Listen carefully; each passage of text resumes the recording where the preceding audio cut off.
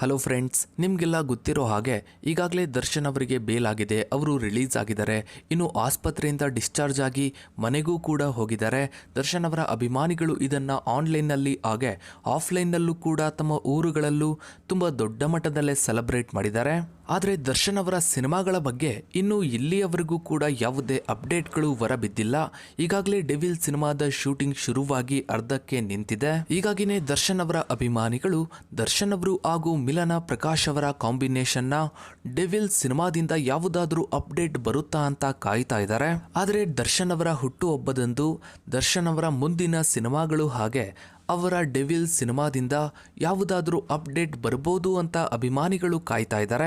ಸದ್ಯಕ್ಕಿರುವಂತಹ ಪರಿಸ್ಥಿತಿಯನ್ನ ನೋಡಿದ್ರೆ ದರ್ಶನ್ ಅವರು ತುಂಬಾನೇ ಫಿಸಿಕಲಿ ವೀಕ್ ಆಗಿದ್ದಾರೆ, ಜೊತೆಗೆ ಮೆಂಟಲಿ ಕೂಡ ವೀಕ್ ಆಗಿರುವಂತಹ ಸಾಧ್ಯತೆ ಇರುತ್ತೆ.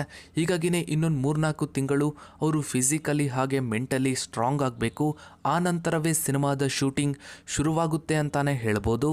ಸದ್ಯಕ್ಕಂತೂ ದರ್ಶನ್ ಅವರು ರಿಲೀಸ್ ಆಗಿರುವಂತಹ ವಿಚಾರನೇ ಅವರ ಅಭಿಮಾನಿಗಳಿಗೆ ಒಂದು ರೀತಿಯಲ್ಲಿ ಸಮಾಧಾನ ತರುವಂತಹ ವಿಚಾರ. ಇನ್ನು ಅವರ ಸಿನಿಮಾಗಳ ಅಪ್ಡೇಟ್ ಬಂದರೆ ಖಂಡಿತ ದರ್ಶನ್ ಅವರ ಅಭಿಮಾನಿಗಳು ತುಂಬಾನೇ ಖುಷಿ ಪಡ್ತಾರೆ.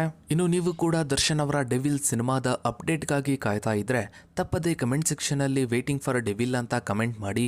ಹಾಗೆ ವಿಡಿಯೋಗೊಂದು ಲೈಕ್ ಮಾಡ್ತಾ ವಿಡಿಯೋನ ಆದಷ್ಟು ಎಲ್ಲ ಕಡೆ ಶೇರ್ ಮಾಡಿ.